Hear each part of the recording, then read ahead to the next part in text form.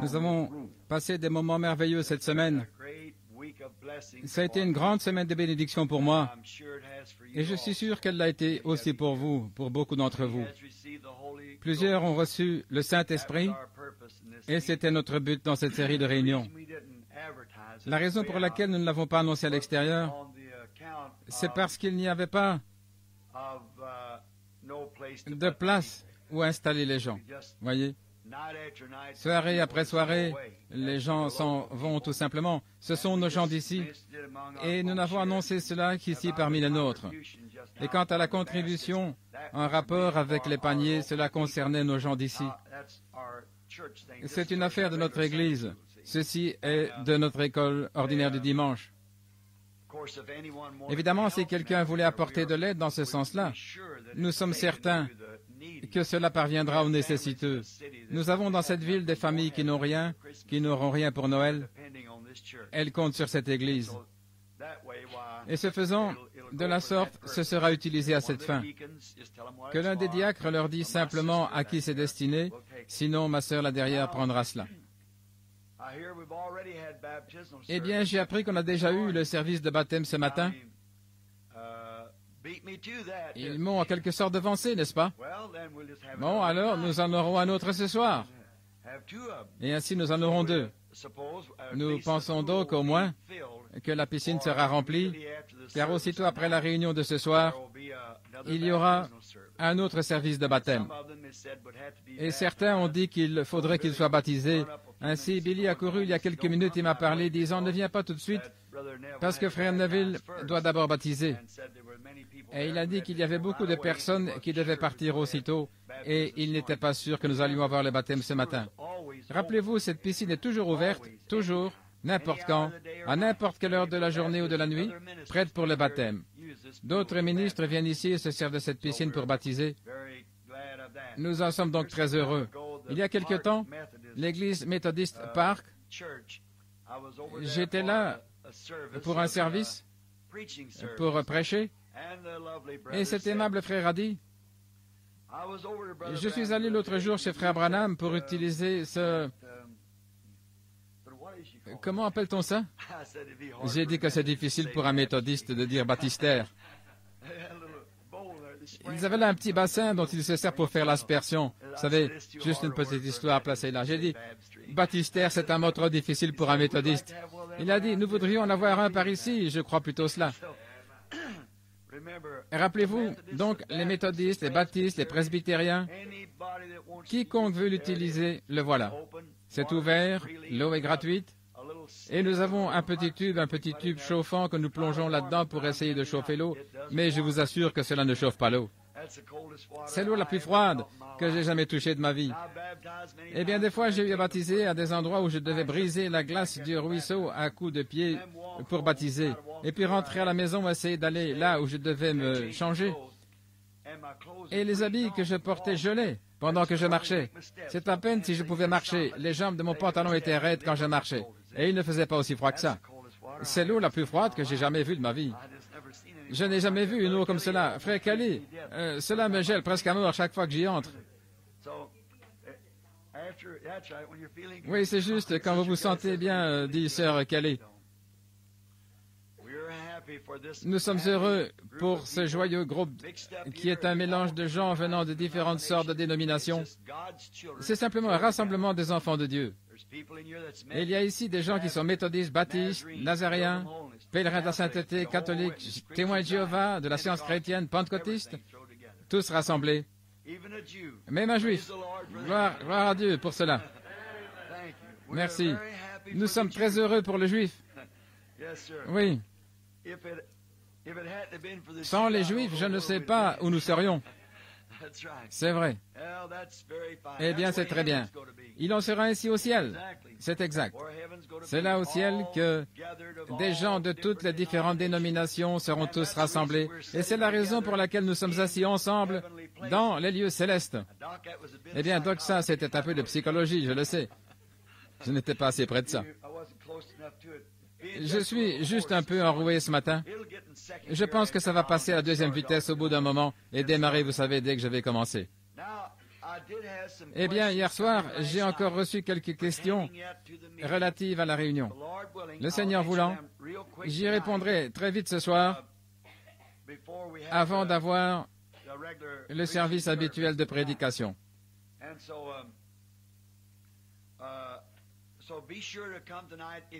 Soyez sûrs de venir ce soir si vous le pouvez. Et le Seigneur voulant, j'aimerais prêcher sur un sujet très vital pour clôturer le réveil ce soir, autant que nous le sachions, à moins que le Saint-Esprit veuille conduire plus loin. Beaucoup parmi vous, évidemment, devront rentrer chez eux aujourd'hui ou après ce service, peut-être ce matin. Nous aimerions dire que nous vous apprécions beaucoup et nous aimerions vous souhaiter un joyeux Noël et le meilleur pour le Nouvel An. Que Dieu soit avec vous, qu'il vous accorde de nouvelles choses et plus de nouvelles vies que vous recherchez et dont vous avez faim. C'est ce que je fais moi-même. J'ai faim de plus de Dieu. Il y a beaucoup de questions. J'en ai quelques-unes dans le bureau qu'on venait de me remettre. Et hier soir, un frère a remis à mon fils quelques questions. Et je n'ai pas eu l'occasion de m'en occuper parce que je les ai simplement... Elles sont restées dans ma poche et il faisait très tard. Et certaines d'entre elles se rapportent encore à Matthieu, ou plutôt Hébreux 6:4. Sœur Mamie vient de le dire il y a quelques minutes. Elle est très heureuse de tomber dessus car elle avait posé la même question il y a quelque temps. C'est quelque chose de très très frappant. Mais je suis sûr que vous tous avez saisi cela, ce que c'était. J'espère. Il ne s'agit pas d'un chrétien qui est rempli de l'esprit. Eh bien, si vous allez dans Hébreux 10, vous verrez que c'est dit là, c'est différent. Il parle du péché impardonnable pour le chrétien. Mais ceci, à celui qui est rempli. Mais celui-ci, c'est quelqu'un qui est un croyant frontalier, qui a juste goûté. On en a dans toutes les églises. Ils viennent simplement à l'église et ils apprécient ce que le Seigneur fait, mais ils n'y entrent jamais. Ils apprécient de voir quelqu'un être guéri, mais ils ne fournissent jamais d'efforts pour aller prier pour les malades et faire des visites à l'hôpital ou faire quelque chose de bien comme cela. On a vu cette catégorie-là. Ils ont goûté, ils ont vu. C'est exactement comme je disais que quand les Cananéens, ou plutôt les Israélites, lorsqu'ils s'approchaient de Canaan, ils étaient presque entrés. Ils sont arrivés assez loin pour pouvoir goûter les fruits du pays, mais ils ont dit, « Oh, nous ne sommes pas capables, nous ne pouvons pas y arriver. » Mais Josué et Caleb étaient sûrs qu'ils en étaient capables parce qu'ils avaient la promesse de Dieu. Et c'est ce dont Paul essaie de parler. Il fait allusion là à ceux qui s'étaient approchés de la chose, qui en étaient si proches, mais qui eux-mêmes n'ont pas voulu mettre la main dessus. Il dit simplement, « Oh, je fréquente l'église, cette église, je fréquente une église de la sainteté, l'église pentecôtiste, je fréquente ceci. » Mais avez-vous reçu le Saint-Esprit depuis que vous croyez? Oh, non, je ne l'ai pas encore reçu, voyez. Vous y voilà. Mais un vrai croyant ne peut pas se reposer tant qu'il n'y est pas entré. Il lui faut absolument entrer là-dedans, voyez. C'est pratiquement un frontalier. Voilà donc la personne dont parle Paul. Toutefois, maintenant ce matin, il s'agit d'un message évangélique ordinaire pour ce matin, le Seigneur voulant. Il m'a donné assez de voix. Je pense donc que ce sont là les annonces, je ne suis pas sûr, mais je pense que c'est ça autant que je sache. Et Frère Neville a fait le reste, et j'aimerais que vous le sachiez tous. Si jamais vous passez par ici, vous qui devez rentrer chez vous maintenant et qui ne pouvez rester pour le service du soir, j'aimerais que vous sachiez, si jamais vous passez par ici n'importe quand, vraiment que vous veniez écouter notre pasteur. Nous avons un véritable pasteur dans ce tabernacle, Frère Orman Neville. Je ne le dis pas parce qu'il est assis là, je le connais depuis des années. Et il n'a jamais changé. Il est toujours Orman Neville, un serviteur du Seigneur. Vous pouvez compter sur lui. C'est un prédicateur tout aussi loyal, fidèle, un merveilleux prédicateur. J'étais assis là au fond et j'ai entendu des prédicateurs prêcher dans le monde entier, mais parfois lui, il prêche des choses qui m'étonnent simplement. Je vous assure, il vous emporte dans ces petites choses qu'il utilise. Et je vous assure, chaque fois que je viens, chaque fois j'apporte, je tire de son sermon environ 15 sujets que je note. En rentrant chez moi, je me dis, oh là là, cela ne ferait-il pas un message? Oh là là, ça ne ferait-il pas un message? Et je note simplement. Venez donc écouter notre frère Neville et vous associer à nos fidèles. Ce sont des gens pauvres, très pauvres, mais ils aiment le Seigneur. Et ils vous aimeront. Et nous sommes donc heureux que vous ayez été avec nous et nous prions que Dieu vous bénisse. Maintenant, inclinons la tête juste un instant avant que nous abordions la parole. Bienveillant Seigneur, Nous nous approchons maintenant tout aussi respectueusement que nous pouvons. Nous venons au nom de Jésus, en croyant que tu nous as promis par lui d'exaucer tout ce que nous te demanderons en son nom. Et nous te prions, ô Dieu, que tu fasses de ceci une visitation pour nous ici ce matin. Nous voulons te remercier du fond de notre cœur pour ce que tu as fait pour nous la semaine passée. Beaucoup de cœurs tristes ont été rendus joyeux. Beaucoup de gens ont été amenés à se réjouir. Et beaucoup qui étaient dans la confusion sur la parole crient maintenant victoire en Jésus-Christ. Nous te remercions pour ces choses. Et nous prions, Seigneur, que ce jour soit une autre occasion où tu visiteras ton peuple. Et nous sommes assemblés ici, venant de plusieurs sortes, dirais-je, d'églises dénominationnelles. Certains ayant différentes croyances, peut-être étant amicalement en désaccord sur les Écritures, mais sans que cela ne constitue du tout une quelconque barrière, même pour cette sœur juive qui a levé la main. Nous sommes rassemblés dans les lieux célestes en Jésus-Christ. Nous prions aujourd'hui que ton esprit soit de nouveau déversé sur nous. Accorde-nous un nouveau baptême ce matin, Seigneur, ou plutôt un nouveau remplissage. Et nous te demandons de guérir les malades, les affligés, ceux qui sont dans le besoin. Voici un homme assis dans un fauteuil roulant. D'autres sont peut-être là dehors souffrant de troubles cardiaques, d'autres du cancer. Ils se meurent, Seigneur. Et les précieux médecins de notre pays ont fait le diagnostic de leur maladie et ils ont poussé leurs efforts aussi loin qu'ils le pouvaient et peut-être par des interventions. Mais ce démon ne lâche pas prise. Il est déterminé à ôter leur vie. Et il se peut qu'ils coupent quelque part avec leur bistouri, avec des mains tendres pour essayer d'aider la personne. Mais ce démon se glissera furtivement dans un autre coin pour se manifester de nouveau. En effet, il est bien capable de se cacher aux yeux du médecin. Mais, ô Dieu, il ne peut pas se cacher à tes yeux. Tu sais exactement où il se trouve. Et par ta parole de foi et de puissance, il va devoir quitter.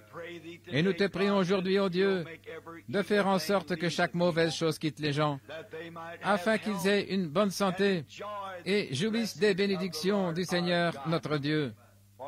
Car nous le demandons au nom de Jésus. Amen.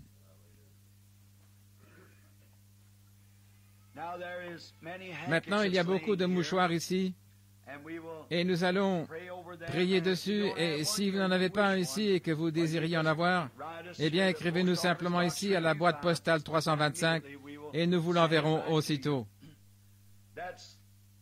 Cela se trouve donc dans les livres aux Hébreux, dans le livre des Actes, au chapitre 19, quand on reçoit des gens des mouchoirs et des linges pour prier dessus. Ce matin, allons maintenant dans les Écritures, dans le livre d'Ésaïe, au chapitre 1.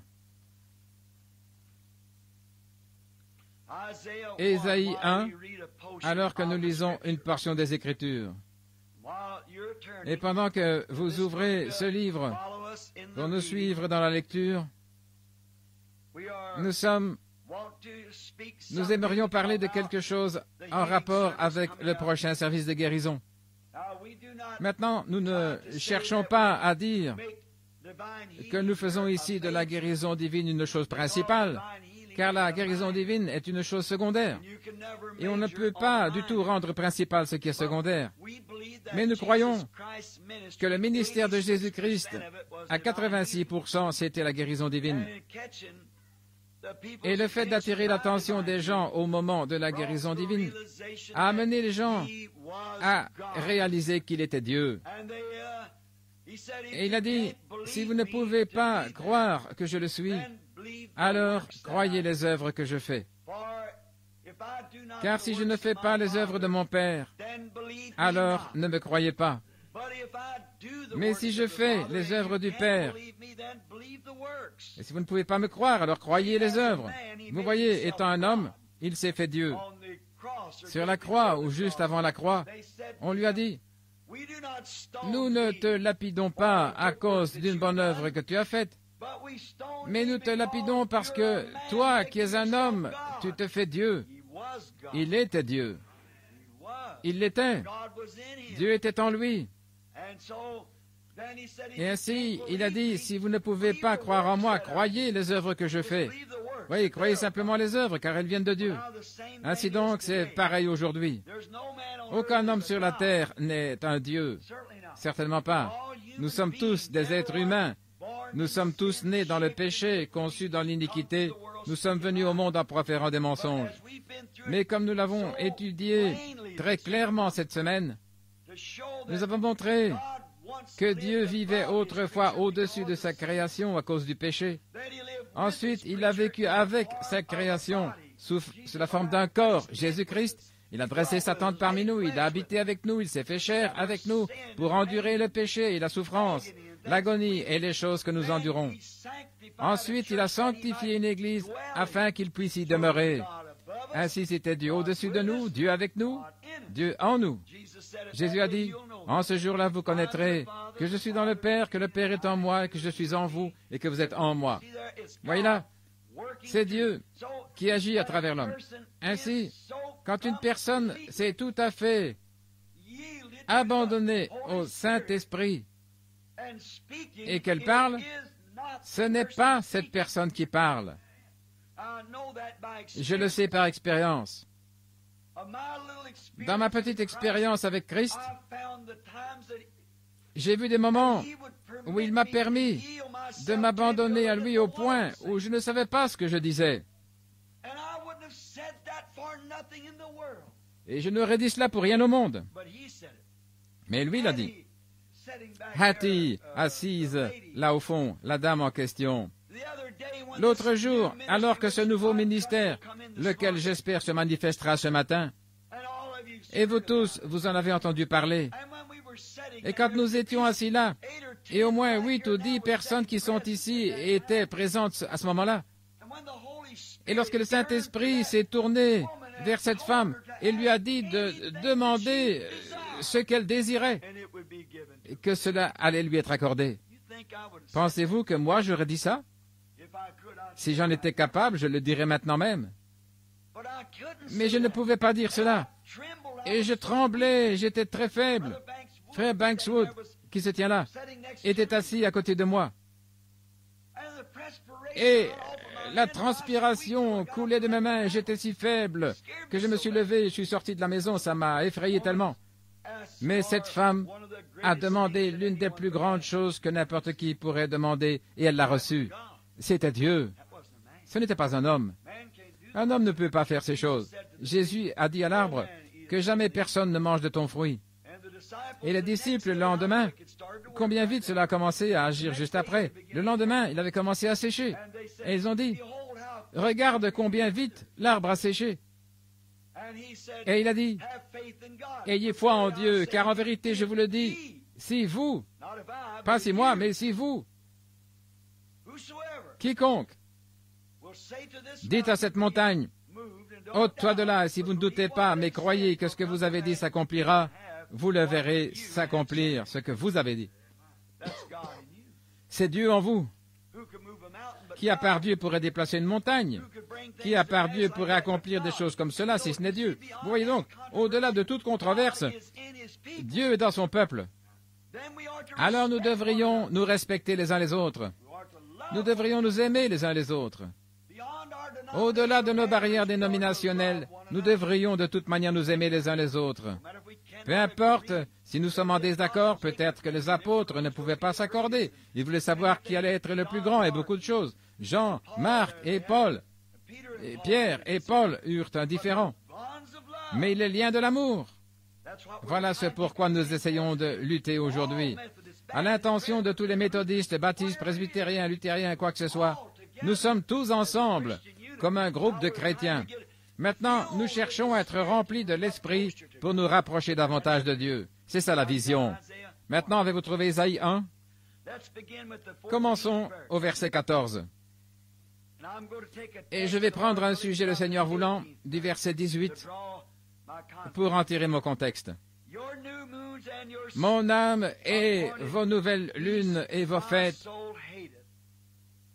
elles me sont à charge. Je suis là de les supporter.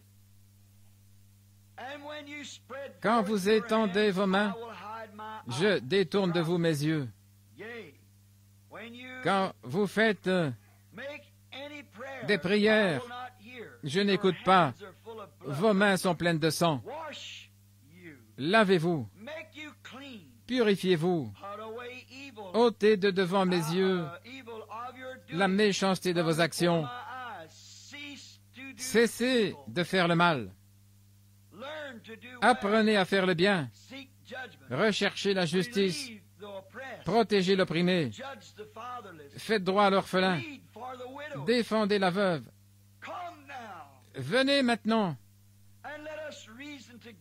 et plaidons, dit l'Éternel. Si vos péchés sont comme le cramoisi, ils deviendront blancs comme la neige. S'ils sont rouges comme la pourpre, ils deviendront comme la laine. Si vous avez de la bonne volonté, si vous êtes docile, vous mangerez les meilleures productions du pays. Mais si vous résistez, si vous êtes rebelle, vous serez dévorés par l'épée, car la bouche de l'Éternel a parlé.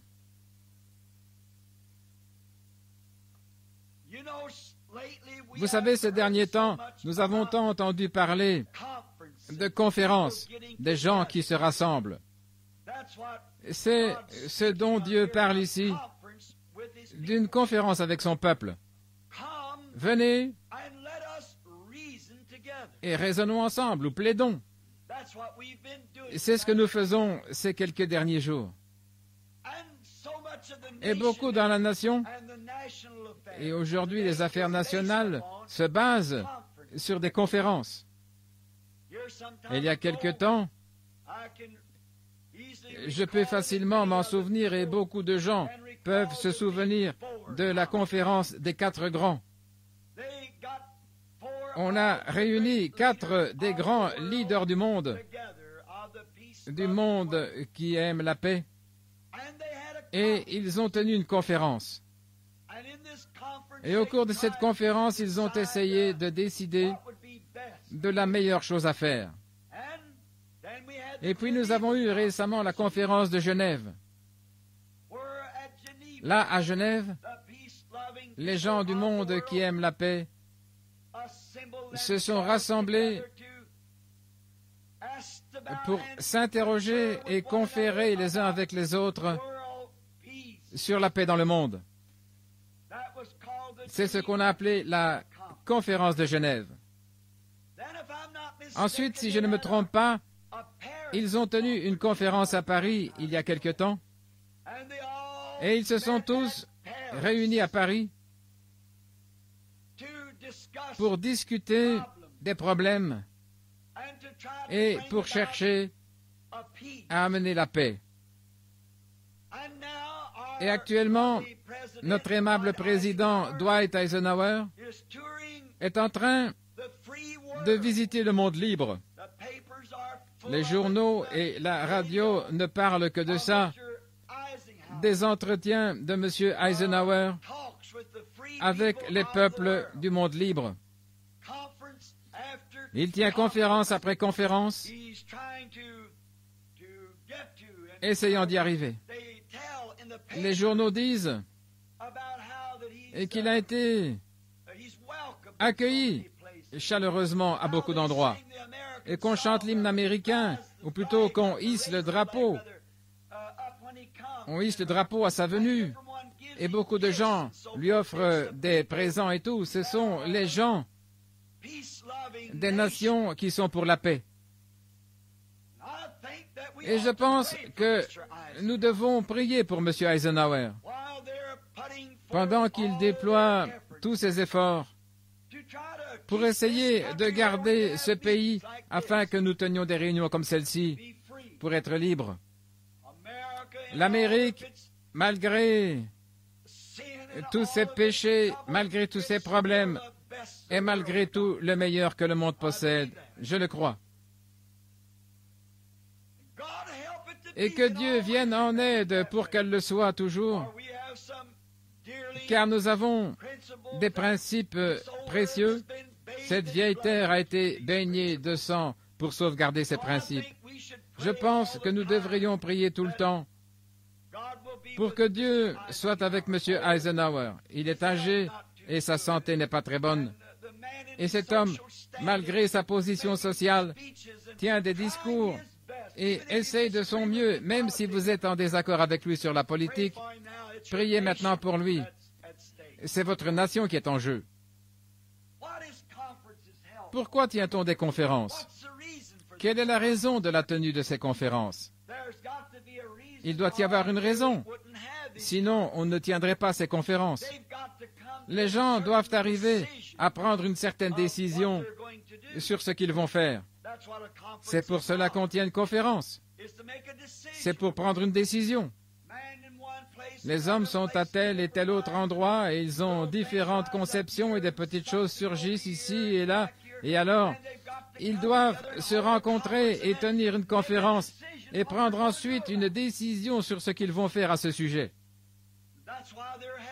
Et c'est pour cette raison que les conférences sont tenues. Et alors après la décision, ou plutôt l'accord sur la tenue de la conférence, ils doivent trouver un certain endroit où tenir cette conférence.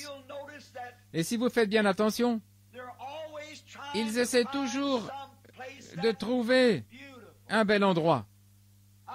J'étais à Genève, où s'est tenue la conférence de Genève, et à Paris, et à différents endroits où des conférences ont été tenues.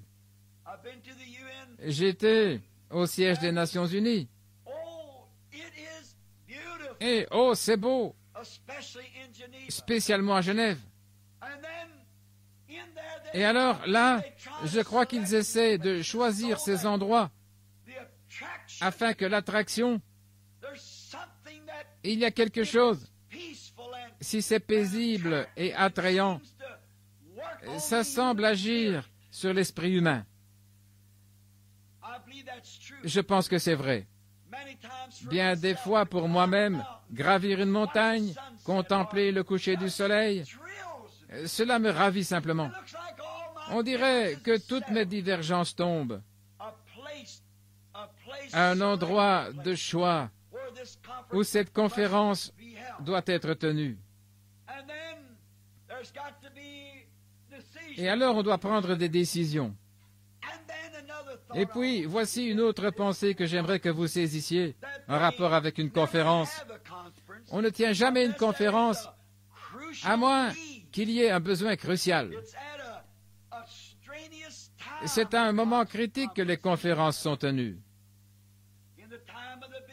Au temps de la rencontre des quatre grands, cette conférence fut tenue parce que la Deuxième Guerre mondiale était pratiquement terminée.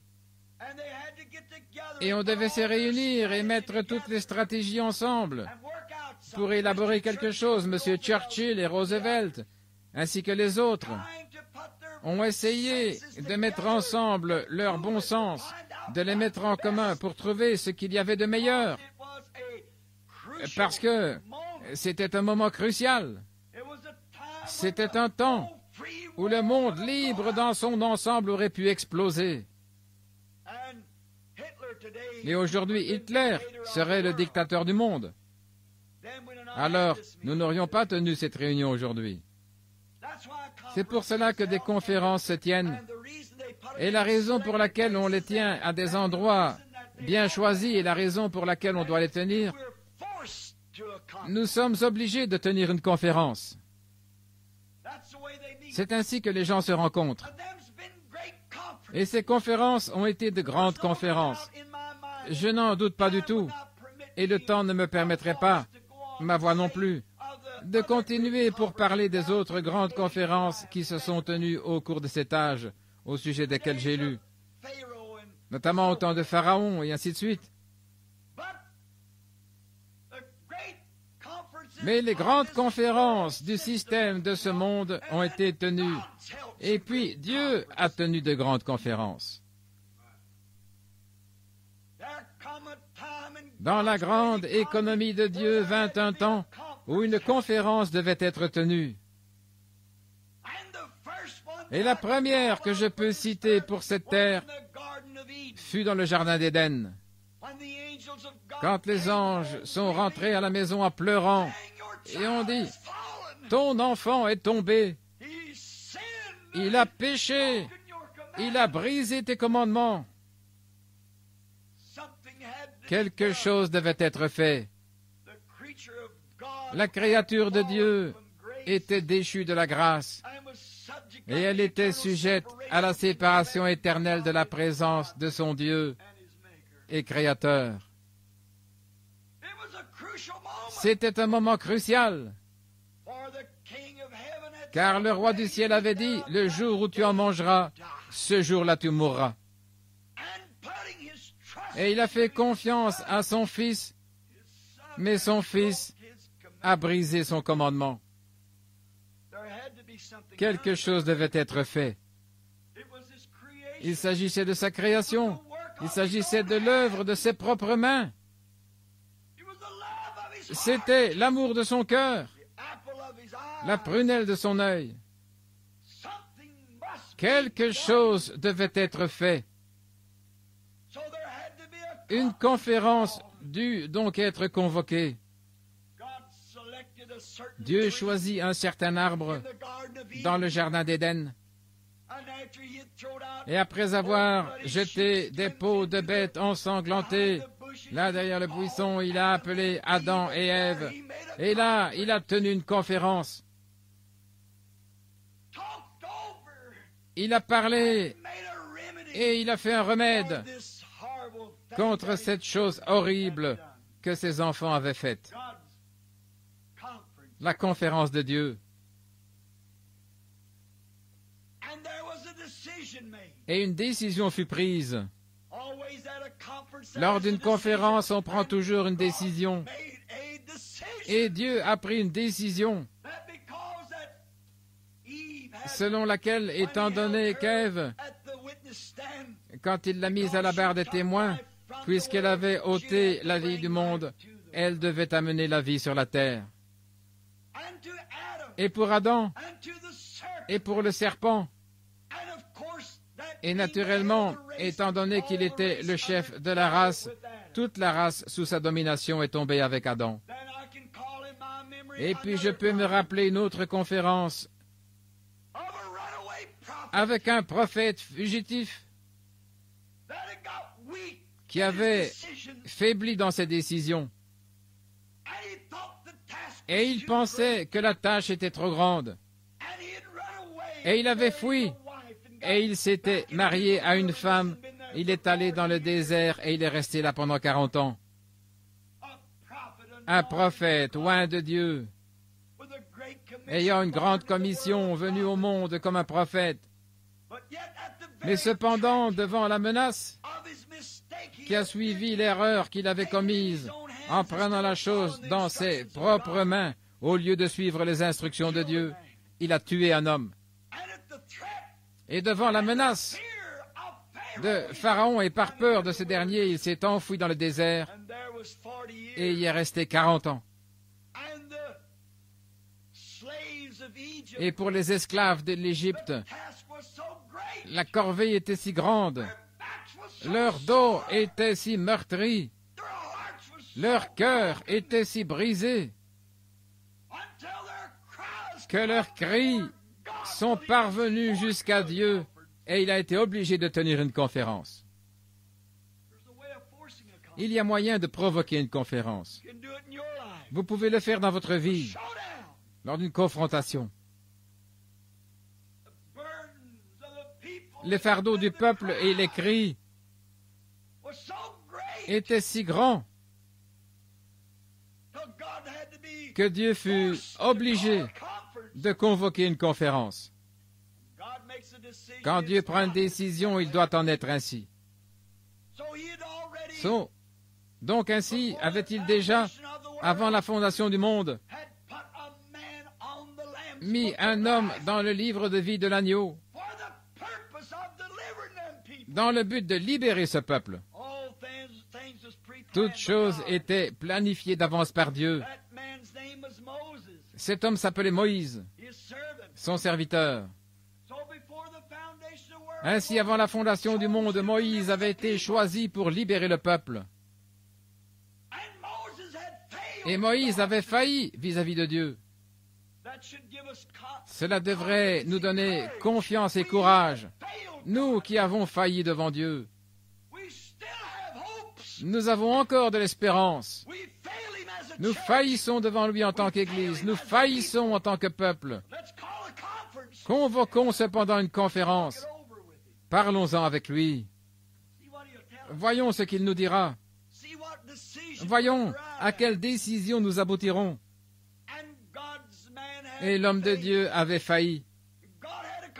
Et Dieu dut convoquer une conférence. Il ne pouvait utiliser personne d'autre. Il avait choisi Moïse. Alors il va dans le désert. Quelque part au fond du désert, près du Sinaï.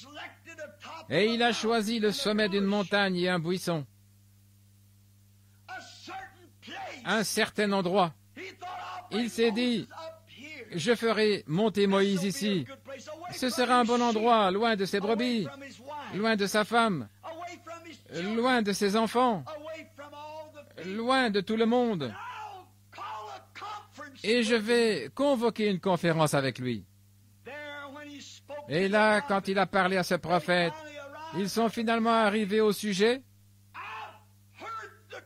J'ai entendu les cris de mon peuple.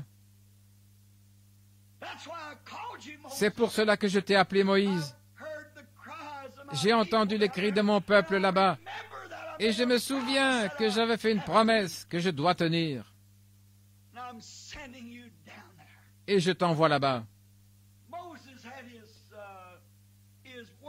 Moïse avait sa réponse à donner à Dieu. Il était un homme. Il a dit, mais qui suis-je? Je ne sais pas parler. Et alors, au cours de cette conférence, Dieu a dit à Moïse, qui a créé la bouche de l'homme? Qui rend l'homme capable de parler? Qui a fait le sourd? Qui rend un homme muet? Et Moïse a continué à se plaindre. Il avait besoin de voir la gloire de Dieu. Et il a dit, Moïse, si tu veux savoir qui je suis le Dieu qui opère des miracles. Jette ton bâton par terre. Et celui-ci est devenu un serpent.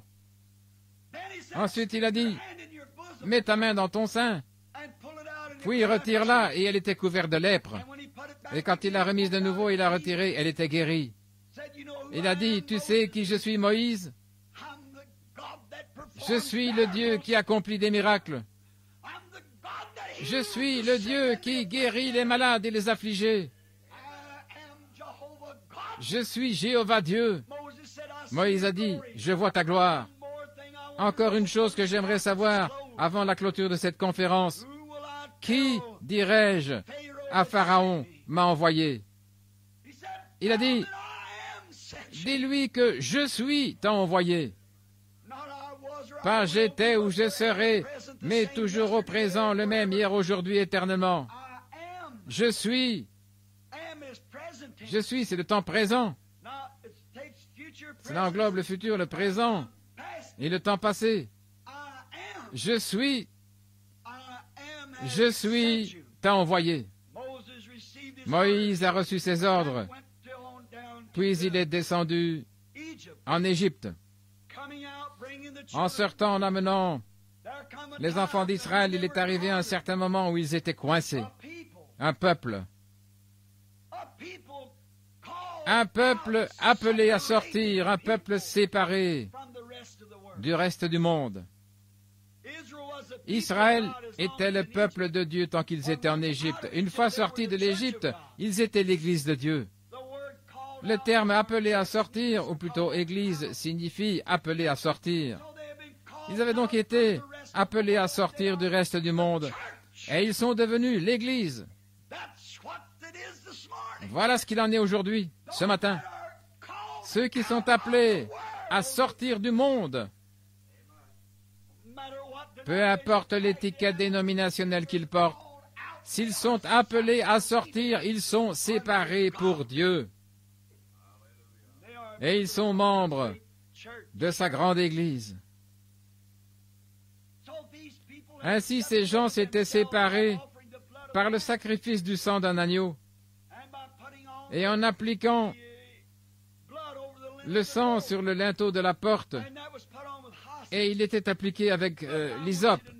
J'aimerais que vous remarquiez quelque chose. C'est très frappant. Moïse avait ordonné qu'il prenne l'hysope, qu'il la plonge dans le sang de l'agneau pour le mettre sur la porte. Le sang, évidemment, représentait le sang de Christ. L'hysope était une herbe ordinaire. Vous pouvez en trouver n'importe où. On prenait juste une poignée d'herbe. Cela montre qu'il est très facile d'appliquer le sang. Les herbes représentaient la foi. Simplement la foi en Dieu. Vous n'avez pas à aller ailleurs. Prenez simplement la foi de Dieu et appliquez le sang à votre cœur. Dites, je suis séparé des choses du monde, parce que par la foi, j'applique le sang à mon cas ce matin. Je serai guéri, parce que j'applique le sang sur le linteau de mon cœur. Je ne laisserai plus jamais le doute me gagner une fois de plus. En effet, je vais me protéger en appliquant le sang de Jésus par la foi, mon hysope sur ma porte, et aucun ennemi n'entrera. Je ne douterai plus jamais de la parole de Dieu. C'est aussi simple que ça. Ils étaient en marche après s'être séparés et être devenus un peuple appelé à sortir, et ils sont arrivés à la mer Rouge. Et ils étaient obligés de s'arrêter. Ils ne pouvaient pas traverser. Le grand général Josué a dû lever la main et sonner la trompette. Stop! Arrêtez la marche. Il y a un obstacle devant nous. Nous avons des montagnes de part et d'autre. Nous sommes ici dans une vallée. Et nous devons nous arrêter. Mais quand cette église s'arrête, c'est alors que Satan prend le dessus. Elle doit avancer constamment, rapidement, avancer en marchant vers Sion. Ne laissez pas l'Église du Dieu vivant se rendre coupable en s'arrêtant. Ainsi, ils se sont arrêtés et ils ont dit, qu'est-ce qui ne va pas ici? Et dès qu'ils se sont arrêtés et ont dressé leur tente, ils ont commencé à se reposer un peu et ils ont entendu le roulement des roues. Et l'unique voie qu'ils avaient pour s'échapper, c'était par derrière. Mais voilà l'armée de Pharaon qui s'avançait pour bloquer le passage ou faire obstacle. Vous, les soldats, vous connaissez la stratégie. Comment on isole les gens? Il y avait la mer Rouge devant eux, large peut-être de 3 ou 4 kilomètres. Ici, il y avait de hautes montagnes qu'ils ne pouvaient pas gravir.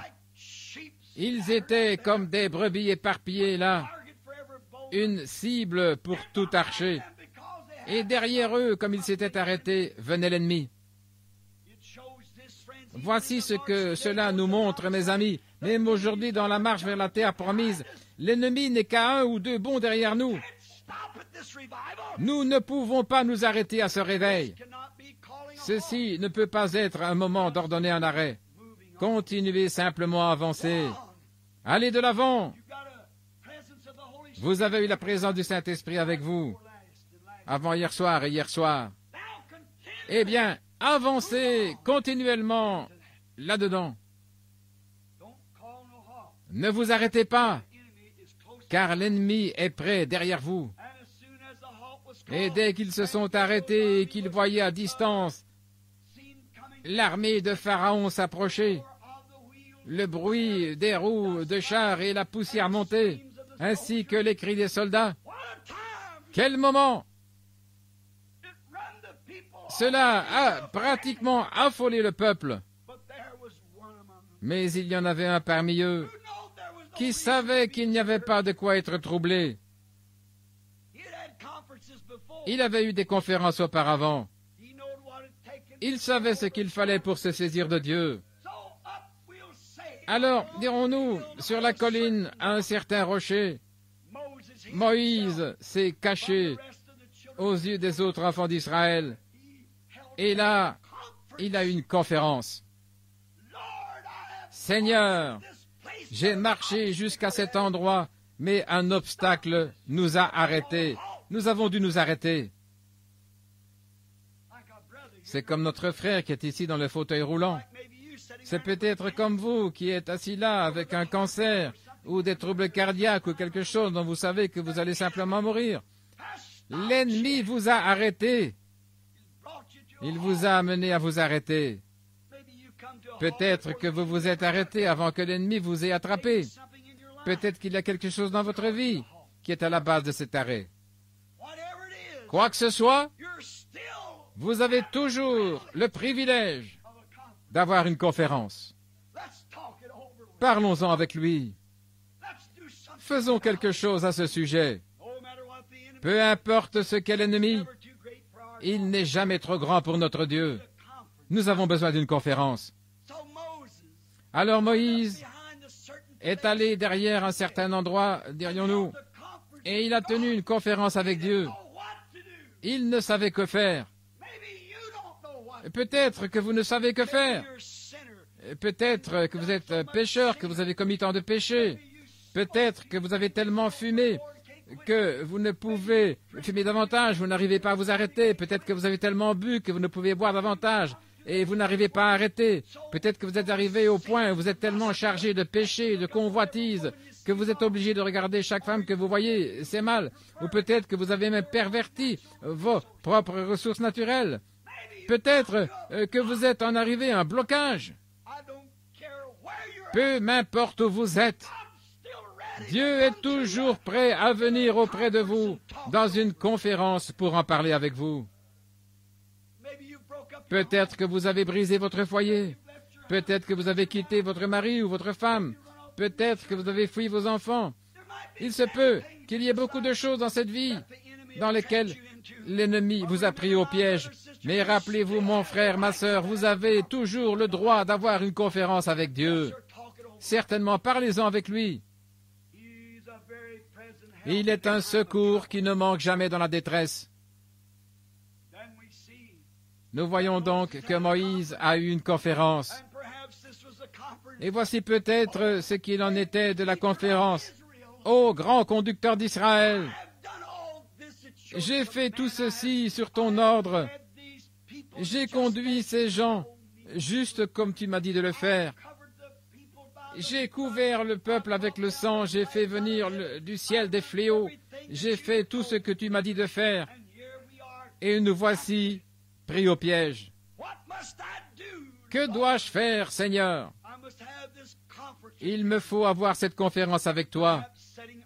Et peut-être que Moïse étant assis au sommet du rocher ou debout près du creux du rocher, priant à cet endroit choisi, à cette heure cruciale,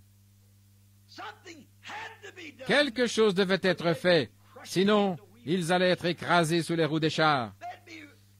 Ces derniers allaient rouler sur tous les petits-enfants hébreux.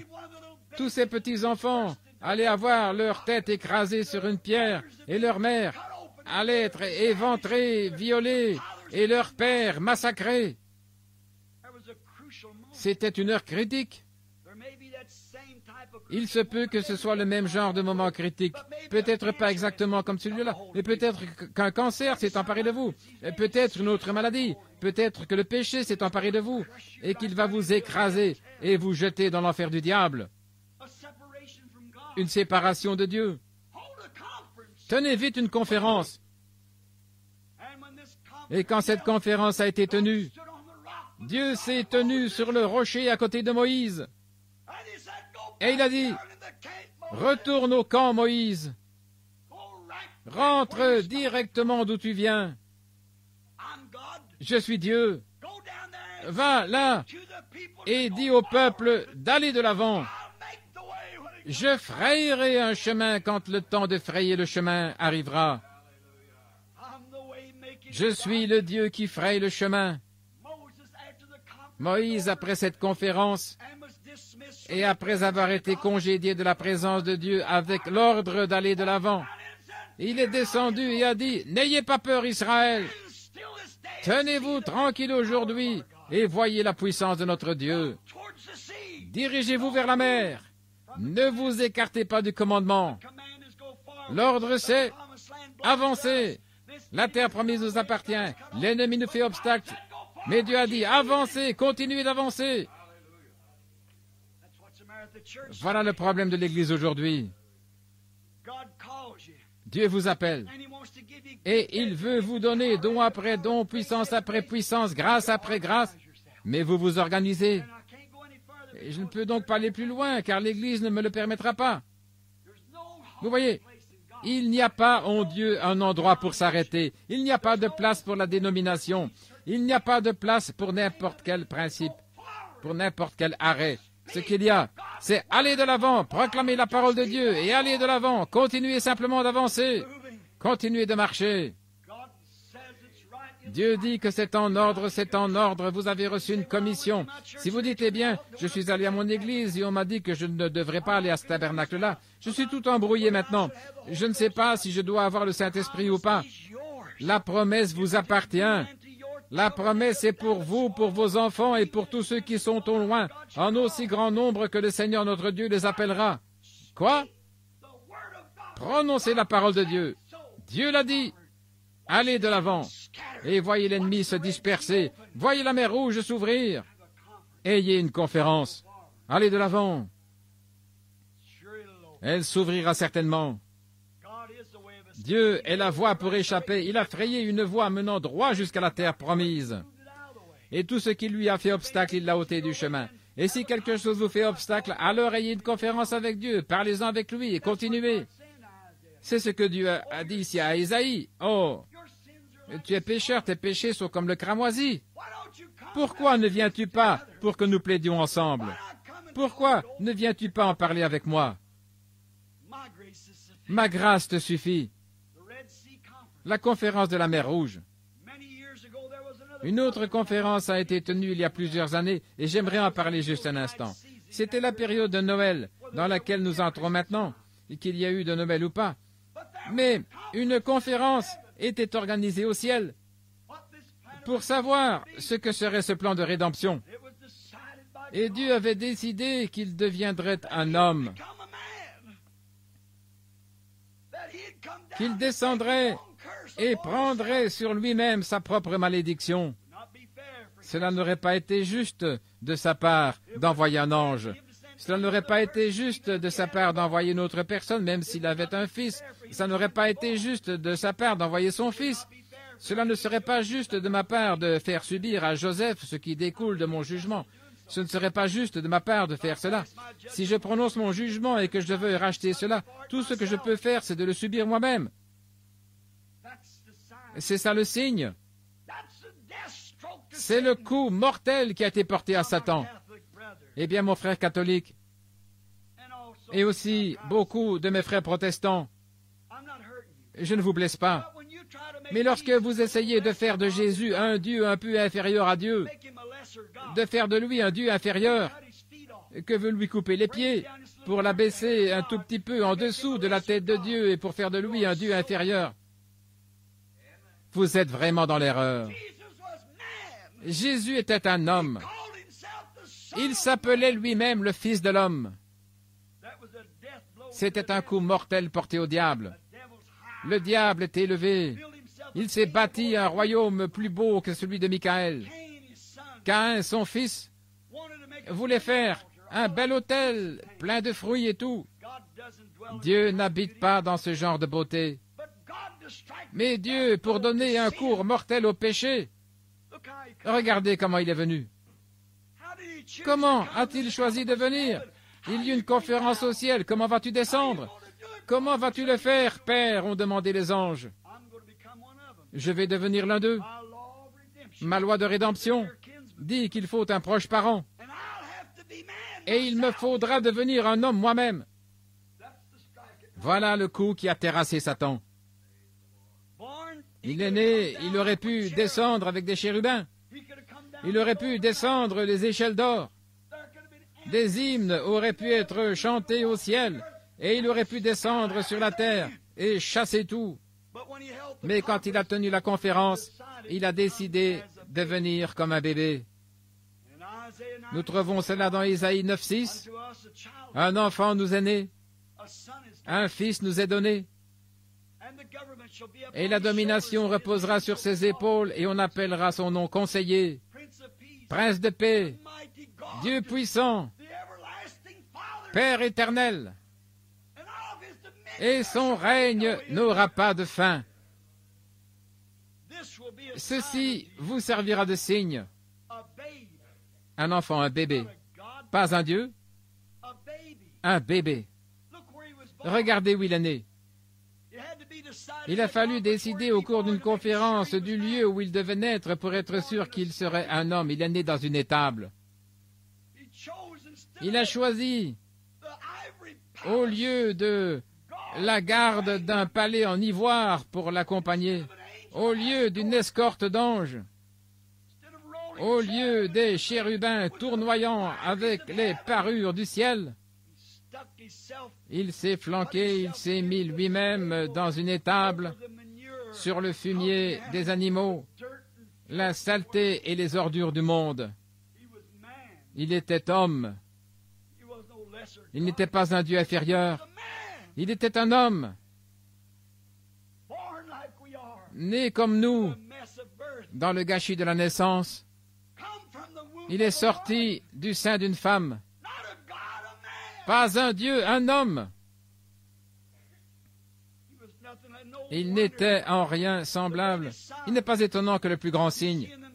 Dans les réunions, vous voyez le signe du discernement, la présence du Dieu vivant. Vous voyez partout les signes de sa présence. Mais laissez-moi vous dire ceci, mon frère, ma sœur. Il n'y a jamais eu de signe aussi frappant que le signe que les anges ont annoncé aux bergers. Vous le trouverez emmailloté dans une étable. Vous pouvez voir ce qu'est Dieu. Et c'est cela qui m'étonne aujourd'hui. Pourquoi un réveil peut entrer dans une ville, ou plutôt un très célèbre évangéliste, et les grands messieurs vont là, le maire de la ville, et tous les hauts placés, bien habillés, et le pauvre y est plutôt méprisé. Et vous parlez d'un prédicateur qui a une grande instruction, qui peut être très éloquent, qui plaît simplement à votre entendement, avec de grands mots que les pauvres ne comprennent pas. Et tous, vous qualifiez ça de formidable? Ne voyez-vous pas que Dieu est dans l'humilité? Ceci servira de signe. L'enfant sera emmailloté et couché dans une crèche, sur le fumier du bétail et des brebis. Oh là là! Voilà un signe. Ceci vous servira de signe. Vous y trouverez l'enfant.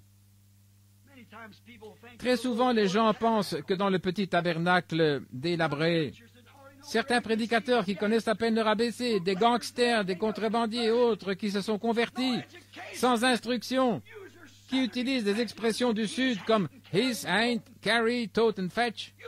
Vous ne trouverez jamais Dieu là, mais c'est là qu'on le trouve, emmailloté, l'humilité. Vous pensez que cela vient avec quelque chose de grand, avec pompe. Si vous voulez tenir votre conférence véritable avec Dieu, trouvez un groupe de gens comme ça, puis parlez-en. Vous pouvez voir l'œuvre de Dieu. Comment il n'a pas pris une sculpture, un grand artiste ou quelque chose avec un discours intellectuel, mais il a pris quelque chose qui ne représentait rien. Il est descendu juste comme il l'avait fait la première fois.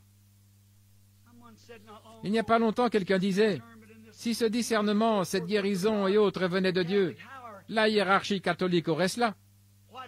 Pourquoi la hiérarchie juive n'avait-elle pas cela? Il n'est pas né dans un palais. Il est né dans une étable. Il n'avait pas de vêtements brodés à porter, mais plutôt des lambeaux retirés du joug d'un bœuf. Et il était couché sur un tas de fumier. Le Fils de Dieu, le tabernacle dans lequel Dieu vivait. C'est de cette manière-là qu'il avait décidé de venir. Mais nous, il nous faut avoir des cols retournés, porter des redingotes et avoir de très belles églises avec des clochers dorés. Ceci servira de signe. Vous le trouverez emmailloté. Emmailloté et couché dans une crèche. Et voilà un signe pour vous. Dieu habite dans l'humilité, pas dans ce qui est pompeux. Cela a toujours été la conception du diable. Dieu vient dans l'humilité. Ça servira de signe. Ce n'est pas un Dieu inférieur, mais un homme. Un homme. Il a pleuré comme un bébé quand il était un bébé. Il a joué dans les rues comme un enfant quand il était petit garçon. Il a travaillé dans la charpenterie avec Joseph comme un homme au travail. Il mangeait quand il avait faim. Il transpirait quand il avait chaud. Il pleurait quand il avait de la peine. Il était un homme. Ceci vous servira de signe. Dieu habitera avec vous dans un humble, non pas un grand homme important, mais un petit homme humble sans formation. Un signe. Ça, c'est un coup mortel porté au diable, là même.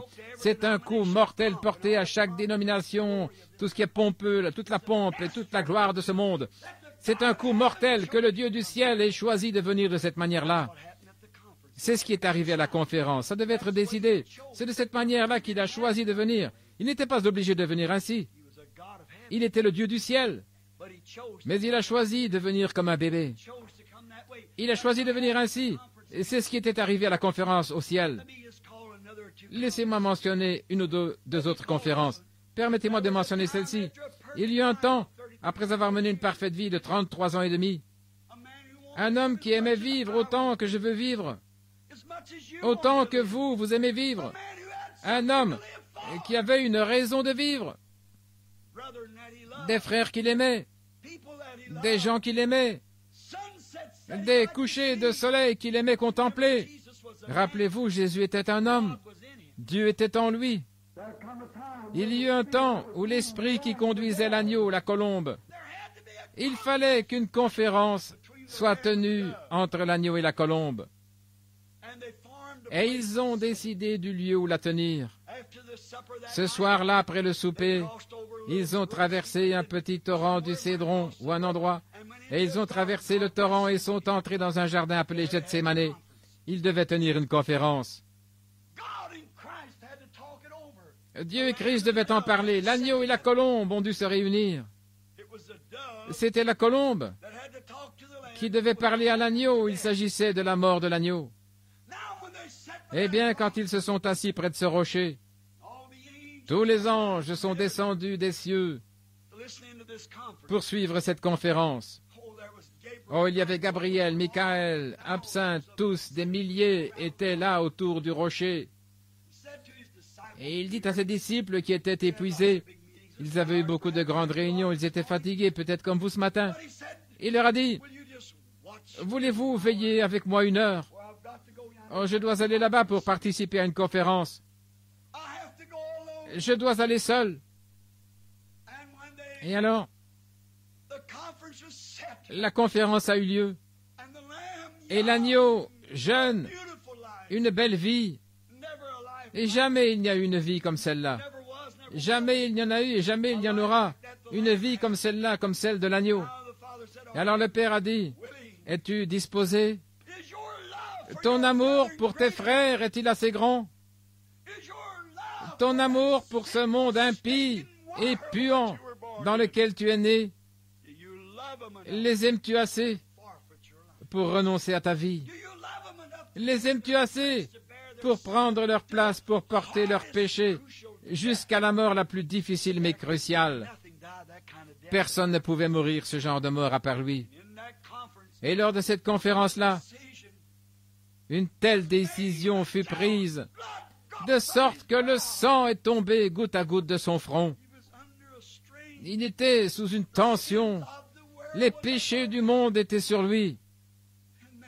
Et alors il a regardé la colombe en face et il a dit, « Non pas ma volonté, mais que ta volonté soit faite.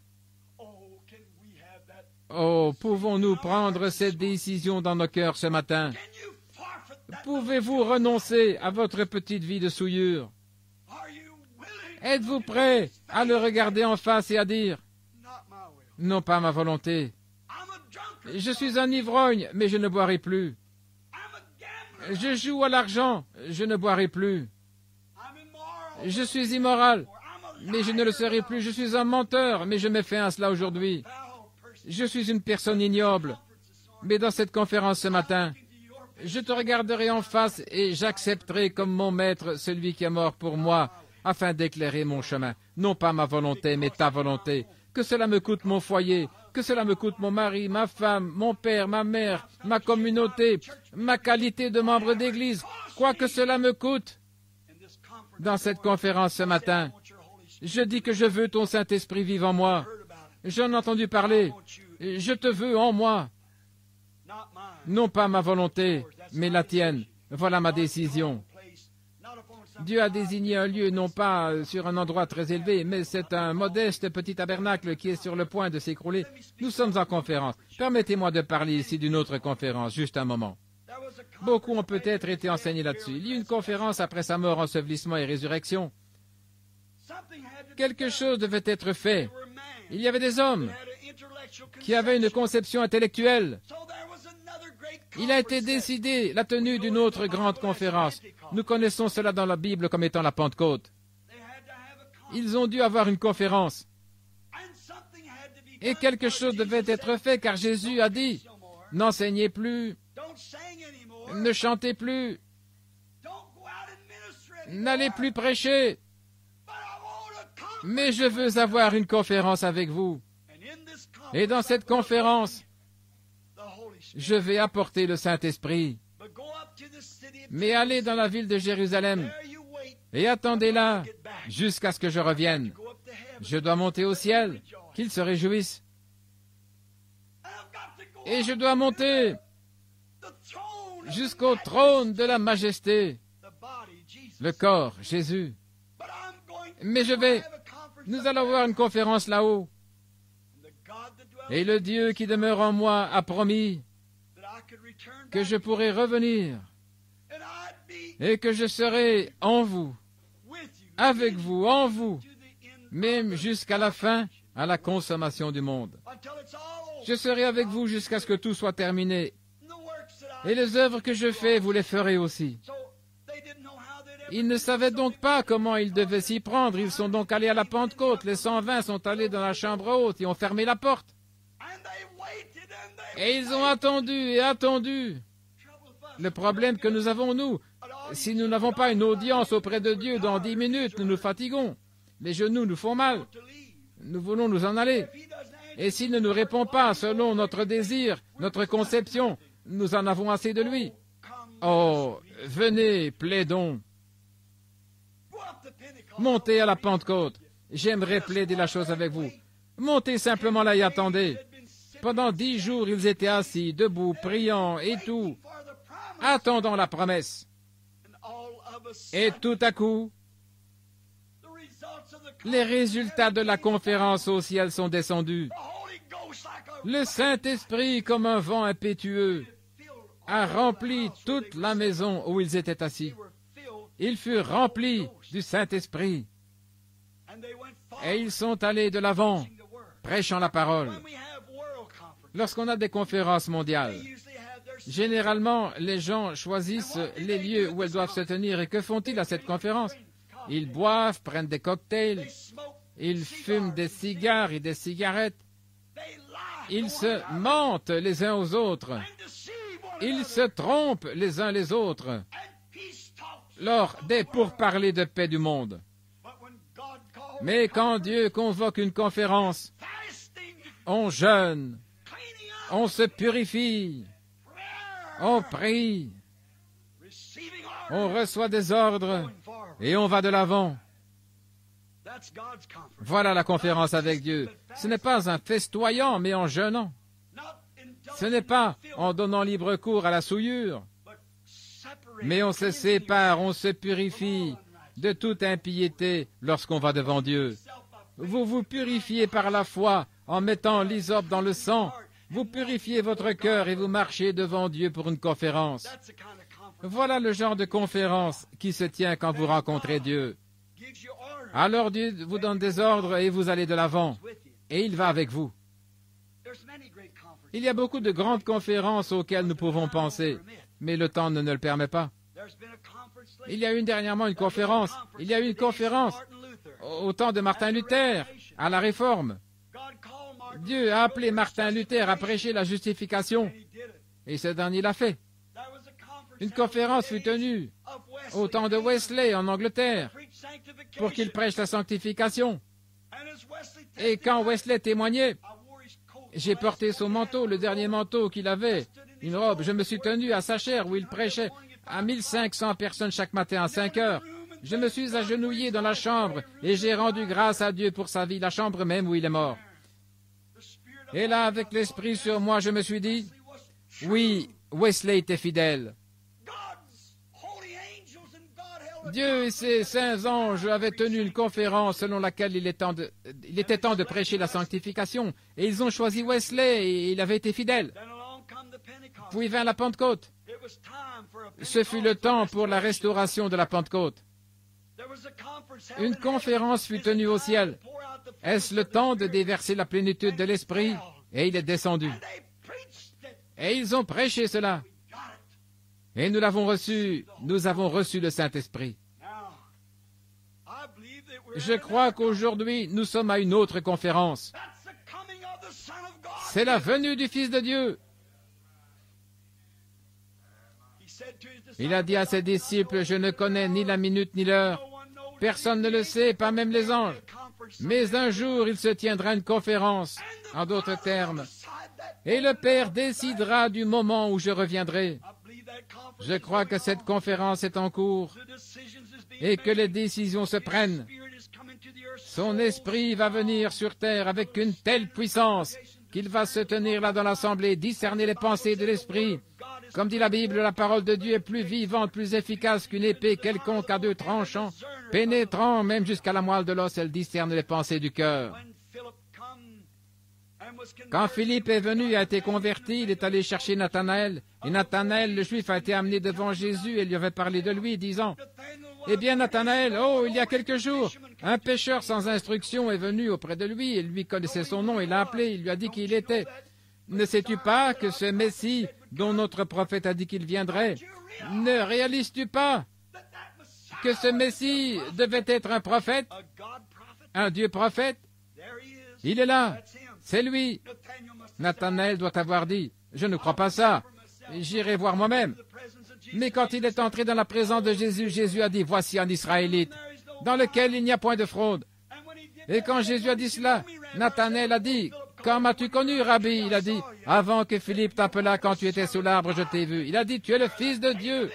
Tu es le roi d'Israël. » Quand la femme samaritaine, qui avait eu 5 maris, est venue devant lui, et qu'elle a dit, quand elle s'est mise à puiser de l'eau, elle a vu ce Juif assis, il a dit, « Apporte-moi à boire. » Voyez-vous, il avait soif comme un homme, c'était un homme. Dans son corps, il était un homme, dans son esprit, il était Dieu. Dieu habitait en Christ, réconciliant le monde avec lui-même. Il a dit, « Apporte-moi à boire. » Elle a dit, « Ce n'est pas la coutume. En d'autres termes, nous avons une ségrégation. Tu ne devrais pas me demander cela. » Il a dit, « Mais si seulement tu savais à qui tu parlais. » Or, je me demande ce matin, si nous savons ce qu'il y a dans cette salle, si seulement nous savions que le Saint-Esprit lui-même, celui qui témoignera en notre faveur ou contre nous au jour du jugement, est ici même dans la salle et qui connaît nos pensées. Si seulement tu savais qui te parle, c'est toi qui me demanderais à boire. Elle a dit, le puits est profond. Il a continué à lui parler jusqu'à ce qu'il ait saisi son esprit et il a dit, va chercher ton mari. Et elle a dit, je n'en ai point. Il a dit, tu as eu raison de dire cela, tu en as eu 5. Et celui avec qui tu vis maintenant n'est pas ton mari. Elle dit, Seigneur, je perçois que tu es prophète. Nous savons que lorsque le Messie viendra, il fera ces choses. Mais toi, qui es-tu? Jésus a dit, je le suis. Oh là là. Je le suis, moi qui te parle. C'était un simple homme, demandant à boire. Pas une grosse histoire fleurie venant du ciel, il n'y avait pas un trône blanc installé là, mais un homme demandant un verre d'eau pour étancher sa soif. Je le suis, moi qui te parle. Et elle est entrée dans la ville en courant et a dit, venez voir un homme qui m'a dit ce que j'ai fait. Ne serait-ce pas le signe du Messie? Ne serait-ce pas lui? Cette même personne qui a prophétisé par les prophètes autrefois dans l'Ancien Testament a dit, il viendra un jour où les gens, en d'autres termes, ils se joindront tout simplement à l'Église, ils iront à l'Église, ils seront de braves gens, ils auront des organisations. Ce sera un jour sombre, ni jour ni nuit, mais au temps du soir, il y aura de la lumière. Ces prophéties doivent s'accomplir. Vous souvenez-vous de notre conférence au ciel hier soir? Dieu avait fait venir tous les anges pour tenir une conférence pour voir qui pourrait amener la parole du prophète à s'accomplir. Amener Élie, je veux dire Akab, là-bas pour qu'il soit tué. Eh bien, il y a une conférence en cours au ciel. Les lumières du soir sont ici. Des bombes atomiques et tout sont suspendues partout. Et nous sommes au temps de la fin. Les conférences mondiales sont arrivées à la fin. Le temps de la conférence de Dieu approche. Ces paroles-ci doivent être accomplies pour les gentils. Les œuvres que je fais, vous les ferez aussi. L'heure est là. La conférence a été tenue. L'Esprit est ici. À présent, mon ami, pour terminer, je vais dire ceci. Vous êtes à une conférence ce matin. Vous y êtes. On est sur le point de plaider votre cause. Votre cas de maladie est sur le point d'être plaidé devant un Dieu miséricordieux. On est sur le point de plaider pour votre péché devant un Dieu miséricordieux. Et soyez sûrs d'accepter cela.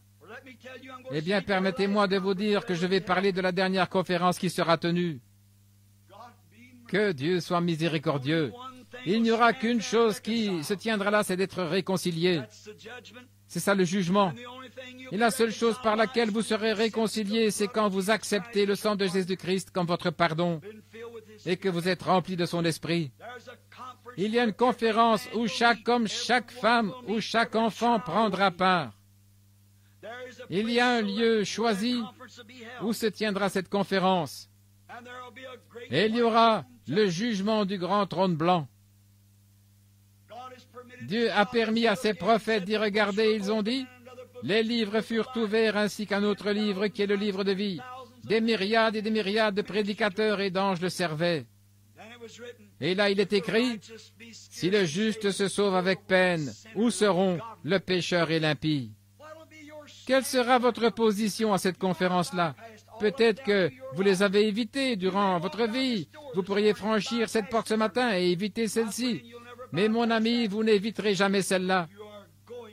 Vous vous y trouverez, car il est réservé aux hommes de mourir une seule fois, après quoi vient le jugement. Il y aura la grande conférence où nous nous tiendrons tous ensemble et nous allons rendre compte pour ce matin au sujet de cette conférence terrestre que nous avons eue ce matin. Si vous êtes un pécheur, acceptez sa miséricorde pendant que nous prions, tandis que vous inclinez la tête. Juste avant que nous prions, et vous, avec la tête inclinée, je me demande ce matin, pendant qu'on est assis dans cette conférence, si le Saint-Esprit ne vous a pas dit, tu es coupable. Et peut-être que vous dites, Saint-Esprit, tu vois, voici le problème. C'est ce que Moïse a dit à la conférence de la mer Rouge.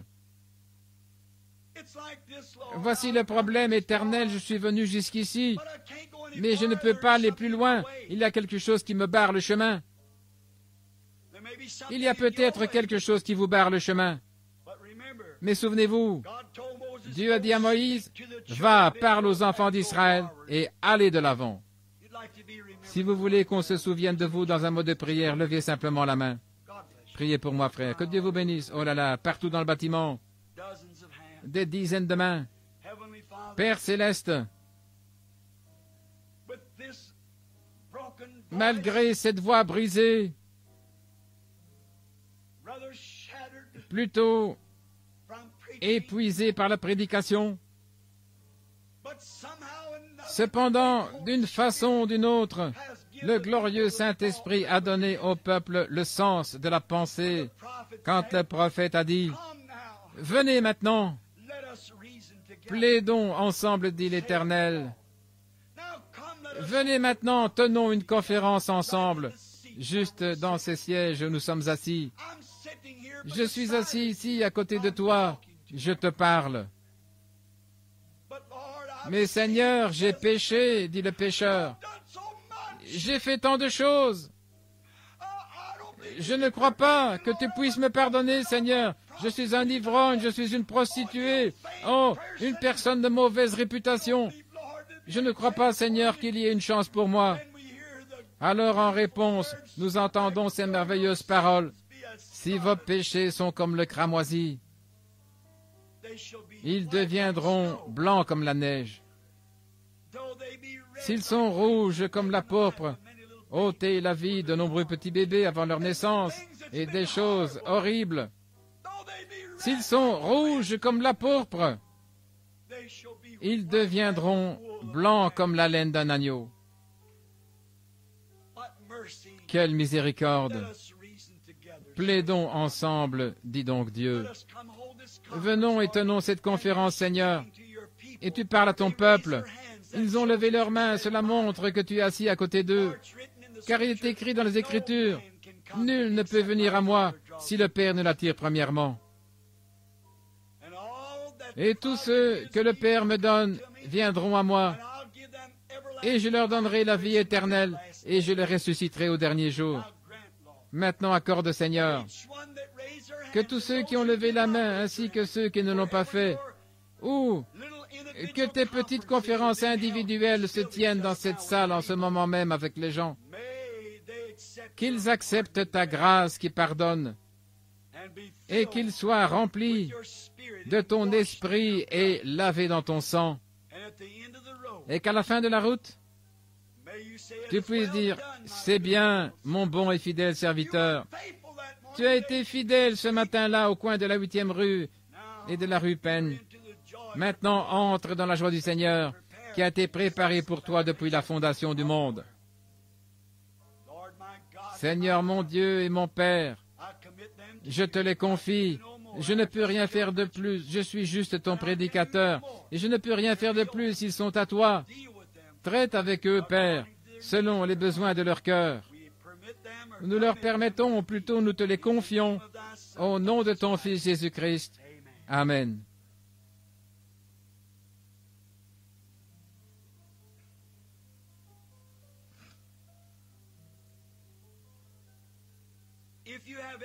Si vous l'avez déjà remarqué au tabernacle, je ne permets pas aux gens de tirer des gens vers l'autel. Je ne crois pas à cela. Si Dieu ne vous y amène pas, cela ne servira à rien que quelqu'un d'autre le fasse. Nul ne peut venir si mon Père ne l'attire. Et tous ceux que le Père vous attire parce que votre nom est inscrit dans le livre de vie de l'agneau. Et tout ce que le Père m'a donné viendra à moi. Que vous soyez sur votre siège à l'autel ou que vous soyez, vous viendrez. C'est l'exacte vérité. Jésus l'a dit. Ainsi maintenant, vous, chères personnes qui avez levé la main, le pas suivant à faire, si vous n'avez pas été baptisé, c'est de vous faire baptiser au nom de Jésus-Christ pour le pardon de vos péchés. C'est cela la prescription du médecin, le docteur Simon-Pierre, qui avait les clés du royaume pour vous dire comment entrer. Le jour de la Pentecôte, ils ont dit, « Que devons-nous faire pour être sauvés ?» Il a dit, « Repentez-vous chacun de vous, c'est ce que vous venez de faire. Puis que chacun de vous soit baptisé au nom de Jésus-Christ pour le pardon de vos péchés, pour montrer aux gens et au monde que vous croyez à la mort, l'ensevelissement et la résurrection de Jésus-Christ, il a pris vos péchés. Alors vous recevrez le don du Saint-Esprit, car la promesse est pour vous, pour vos enfants, pour tous ceux qui sont au loin, en aussi grand nombre que le Seigneur notre Dieu les appellera. » Suivez cette instruction. Si ce n'est pas à ce tabernacle-ci, c'est au tabernacle que vous fréquentez, à l'église que vous fréquentez, où que ce soit. Ne vous tenez pas à l'écart. Allez directement vers un corps de croyance spirituelle. Allez chez les assemblées de Dieu, l'église de Dieu, chez les pentecôtistes, unitaires, bénitaires, trinitaires, quoi que ce soit. Peu m'importe où vous allez, mais allez rapidement vers une église. communiez là-bas. S'ils enseignent peut-être de petites choses que vous dites, eh bien, frère Branham, ne l'a pas enseigné comme ça. Eh bien, cela ne change rien de toute façon. Si vous avez le Saint-Esprit, avancez, joignez-vous à eux, continuez votre chemin. De toute façon, nous allons aboutir à une seule Église. Quand le temple de Salomon fut taillé, il fut taillé à travers le monde, différentes pierres étranges et tout le reste. Mais quand on a commencé à les réunir, on n'entendait pas un bruit de scie, ni d'un marteau. Pendant les 40 ans où le temple fut érigé, on n'a jamais entendu un seul coup de marteau ou un seul bourdonnement de scie. Elles étaient toutes taillées parfaitement. Toutes ces grandes églises qui ont le Saint-Esprit vont s'unir ce jour-là à leur place appropriée dans le corps de Christ pour l'enlèvement. Allez donc simplement là où ils croient l'Évangile. Maintenant, mes précieux amis, je ne savais pas que je prendrais autant de votre temps. Je ne sais pas à quelle heure je suis venu. Était-ce 9h30 ou 10h ou quelque chose? À 10h? Je ne peux pas. Était-ce vraiment si long? C'est à peine si je peux le croire. Il ne nous reste que le temps de prier pour les malades, nous leur avons promis. Maintenant, juste une minute. Si vous pouvez juste nous accorder 15 minutes, juste, je le crois qu'il est moins le quart, nous allons donc simplement prendre ces 15 minutes qui restent à ma montre. Écoutez, il n'y a rien. Votre premier devoir, quand vous tombez malade, bien sûr, vous allez chez votre médecin. Il fait tout ce qu'il peut, s'il ne peut plus rien faire. Vous avez le droit d'aller chez le grand spécialiste. Eh bien, nous ne sommes pas contre les médecins. J'ai plusieurs précieux amis médecins qui sont mes amis. De braves hommes qui croient en Dieu et je prie pour eux et ils prient pour moi, c'est juste. Quand ils ont un malade pour lequel ils ne peuvent plus rien faire, bien de braves médecins. Bien sûr, je tais leur nom. Ils ne sont peut-être pas remplis du Saint-Esprit et tout, mais ce sont des hommes de bien. Ils disent, frère Branham, je ne peux plus rien faire pour ce cas, si vous voulez bien vous en charger. Je dis, envoyez-le, je ne peux pas faire cela. Je vais permettre cela à Jésus, confier cela à Jésus-Christ, que lui le fasse. Voyez-vous, c'est une bonne chose. Mais regardez, si jamais une guérison se produit, c'est Christ qui l'a opérée. Le médecin peut ôter une obstruction, arracher une dent, ou retrancher quelque chose, ôter l'appendice, ôter un cancer, ôter une verrue, ou faire une opération ou quelque chose d'autre, mettre un poison en vous pour tuer les germes. Mais rien en dehors de Dieu ne peut guérir, car il faut une création pour faire repousser la chose. Et aucun médicament ne peut créer. Voyez-vous, il n'y a qu'un seul créateur, c'est Dieu. Donc le psaume 103, voyez-vous, toutes les Écritures sont vraies. Je suis l'Éternel qui guérit toutes tes maladies. Ça ne veut pas dire que le médecin n'a rien à faire là-dedans. Si, il a sa part. Si je me fracture le bras, mon devoir serait d'aller chez un médecin qui sait remettre ce bras en place. Mais il ne peut pas guérir ce bras. Il ne peut que le remettre en place, remettre les os en place. Et alors Dieu fournit le calcium et tout, et il crée cela, la matière qui, à l'intérieur de mon bras, fait que la chose se remette ensemble. C'est Dieu qui guérit, voyez-vous. Maintenant, nous avons prêché cette semaine. La coutume chez les Juifs, pour les gens au temps des Juifs, c'était d'imposer les mains aux malades. C'est ce qu'ils faisaient. Pour tous, c'était l'imposition des mains, c'était l'ordre chez les Juifs. Mais il n'en était pas ainsi avec les gentils. Jamais. Quand la fille de Jaïr, un sacrificateur juif, quand elle est morte, il a dit à Jésus, « Viens imposer les mains à mon enfant et elle vivra. » Impose-lui les mains. Mais quand il est allé chez le centenier romain, ce dernier a dit, « Je ne suis pas digne que tu entres sous mon toit. Tiens-toi là et parle simplement la parole. » Et il avait compris l'autorité que Jésus avait. Il a dit, « Je suis soumis à des supérieurs. » Il était un centenier, cela signifie qu'il avait 100 hommes sous ses ordres. Il a dit, « Si je dis à cet homme, fais ceci, il le fait, à l'autre, fais cela, il le fait. » Il a dit, « Et toi, tu as autorité sur chaque maladie et sur chaque affliction et tout. » Elles sont toutes sous tes ordres.